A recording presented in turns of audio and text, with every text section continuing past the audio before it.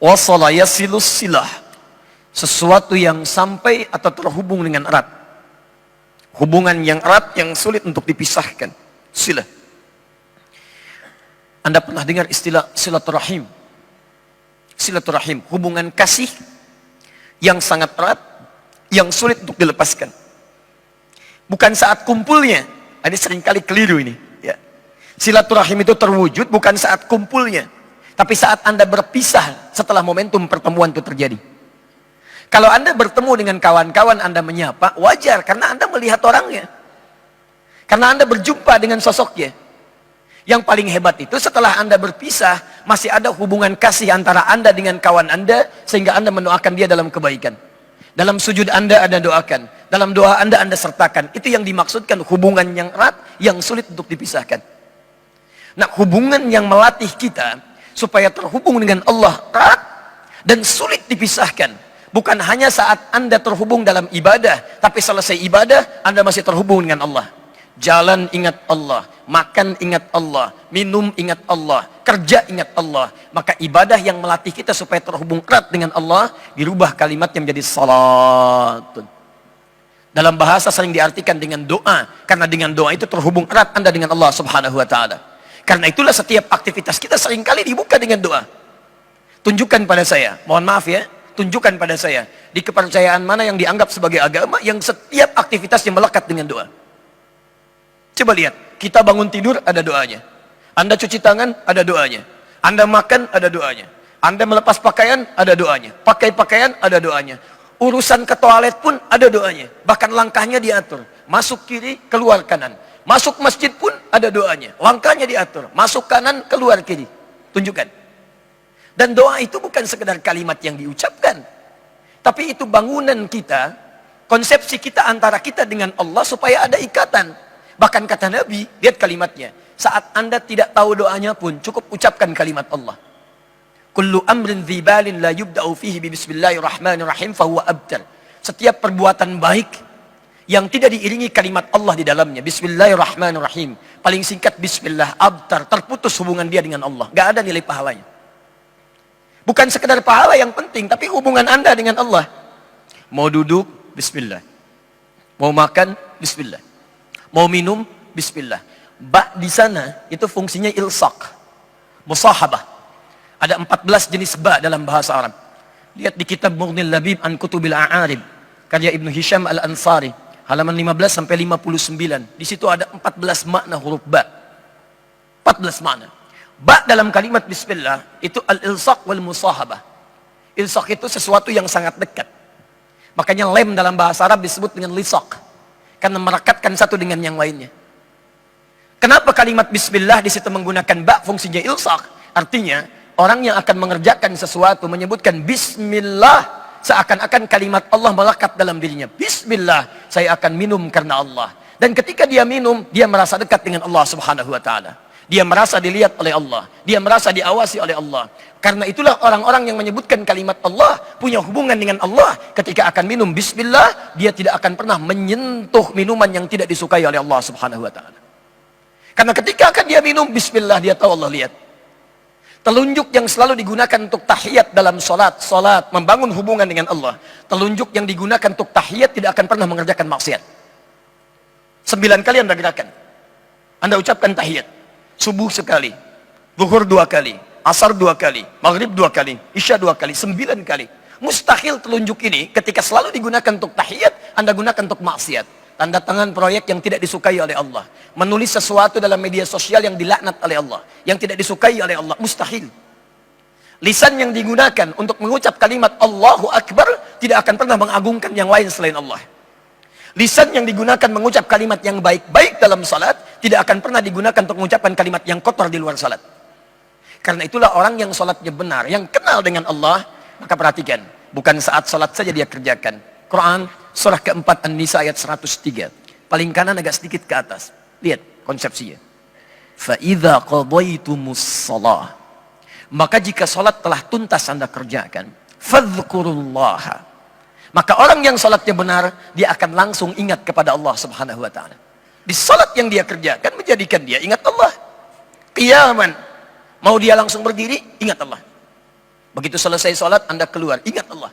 Orang yang ingat Allah tidak akan melangkahkan kaki keluar masjid dengan kaki kanannya, pasti kiri. Orang yang ingat Allah tidak akan tertukar sandal. Begitu dia menggunakan sandal orang lain, maka hatinya akan berkata, ini bukan punya kamu. Tinggalkan. Karena ingat Allah. Wa qu'udan, duduknya ingat Allah.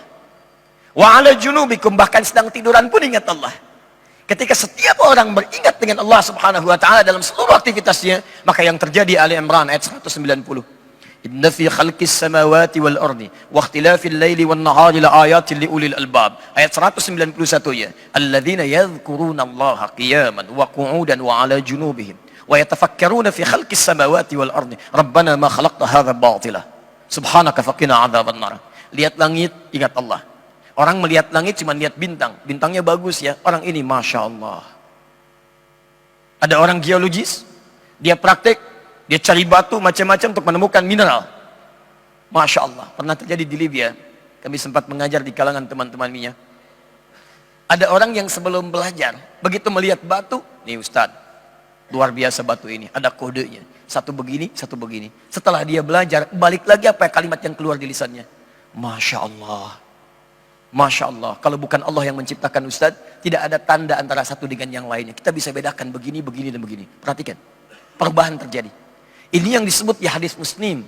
Nomor hadis yang ke-8, jilid yang pertama Kitabul Muqaddimah, posisi paling kiri sebelah atas dari Umar bin Khattab radhiyallahu taala anhuma. Sikap ini yang dibangun dengan pendekatan kepada Allah melahirkan konsep siapa yang disebut dengan ihsan namanya. Jadi kalau seseorang sudah dalam aktivitasnya selalu ingat Allah, maka dia akan memastikan semua aktivitasnya sebagai ibadah dan dia merasa diawasi oleh Allah Subhanahu wa taala. Maka perhatikan kalimatnya. Ketika ditanya Nabi Muhammad SAW tentang ihsan, an ta'budallaha ka'annaka tarahu fa illam takun tarahu fa innahu yarak. Engkau menjadikan seluruh aktivitasmu sebagai ibadah karena Allah dan engkau merasa dilihat oleh Allah sekalipun engkau tak mampu melihatnya. Ya, tak bayangkan. Ini ihsan namanya. Mau makan merasa dilihat Allah, mau duduk merasa dilihat Allah, mau sholat sangat merasa dilihat Allah. Itu ihsan. Dan ibadah pertama yang disebutkan di Quran, salat. Quran surah kedua Al-Baqarah ayat ketiga. Alladzina yu'minuna bil ghaib wa yuqimunas shalah. Setelah dia yakin terhadap Allah walaupun tak nampak dalam pandangannya, dia coba sempurnakan salatnya. Nah, ikhwas sekalian, sekarang persoalannya, jika kita ingin menghadirkan kekhusyuan dalam salat yang dimaksudkan, menikmati salatnya dan berdampak dalam kehidupan, sebelumnya coba dievaluasi dulu. Dari sekian solat yang telah kita tunaikan, berapa persen dari solat itu yang mengingatkan kita dengan Allah Subhanahu wa taala? Antum kerja ingat Allah tidak? Makan ingat Allah tidak? Mendidik anak ingat Allah tidak? Saya cek ya, saya cek. Kalau bapak ibu kedatangan tamu, baik. Bikin makanan tidak? Siapkan makanan? Siapkan minuman? Kenapa? Halo? Karena ada tamu. Lihat, orang yang ingat Allah akan beda cara berfikirnya dengan orang yang barangkali belum sampai hubungan dengan Allahnya terjalin dengan kuat. Perhatikan bahasa nabinya. Orang yang dekat dengan Allah ketika kedatangan tamu, kalimat pertama yang muncul yang disentuh imannya. Lihat, man kana yu'minu billahi wal yaumil akhir falyukrim dhaifah. Siapa yang merasa beriman pada Allah dan hari akhir maka muliakan tamunya. Ternyata orang ini membuat makanan, minuman memuliakan tamu. Bukan tamunya mau datang, tapi karena Allah perintahkan. Ketika dia punya hubungan dengan Allah, semuanya karena Allah, lillah. Jadi ketika saya mau buat minuman, bukan karena orang lain mau datang, tapi karena Allah perintahkan. Kalau Allah nggak perintahkan, belum tentu saya kerjakan. Kalau cuma bikin minuman, makanan karena tamu datang, apa bedanya Anda dengan yang belum beriman?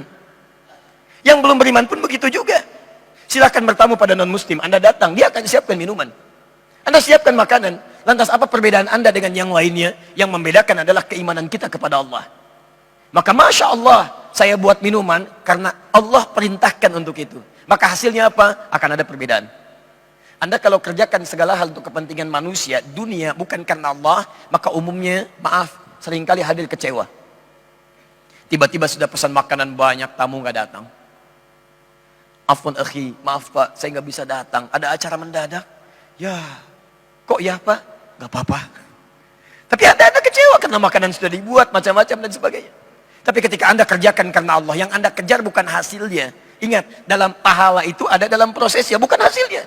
Mau tamunya datang, mau tidak, yang penting saya kerjakan perintah Allah. Begitu tamunya katakan, maaf Pak, saya nggak bisa datang, ada acara penting. Oh baik Pak, mudah-mudahan acaranya lancar, baik dan sebagainya. Bapak tidak apa-apa, tidak apa-apa Pak. Malah Allah karuniakan makanan lebih buat saya hari ini, lumayan. Masya Allah. Nikmat gitu kan, enak. Nah bagaimana kita bisa membangun hubungan itu? Kalau hubungan Anda sudah dekat, ada ikatan yang sangat kuat. Ikatan dalam bahasa Arab disebut dengan akada. Akada. Ya, karena itu dalam pernikahan dibuka dengan akad. Ya, ketika Anda mengucapkan kalimat, dibuka dengan ijab dulu. Saya nikahkan engkau, saya kawinkan, hei fulan, dengan putri saya Fulanah binti Fulan Fulanah, dan seterusnya. Dengan mas kawin sekalian, ya sekian dibayar tunai. Maka Anda katakan saya terima nikahnya, kawinnya si Fulanah binti Fulan dengan mas kawin tersebut dibayar tunai. Itu kalimatnya disebut dengan akad. Kenapa disebut dengan akad? Karena dengan kalimat itu terikat kuat hubungan Anda antara Anda dengan istri Anda. Antara Anda dengan keluarga baru Anda. Saking kuatnya disebut dengan mahram bil musaharah. Seperti mahram, kuat. Yang tadinya anak laki-laki ini nggak boleh melihat ibu mertuanya, terbuka hijabnya, sekarang jadi boleh. Yang tadinya tidak boleh menyentuh tangan ibunda mertuanya, sekarang jadi boleh. Akad. Nah, ketika hubungan Anda kuat dengan Allah, dilatih dalam ibadah, dimanapun terikat Anda dengan Allah, maka konsepsi ikatan ini berubah jadi pedoman kehidupan. Dari akadah jadi akidah. Akidah.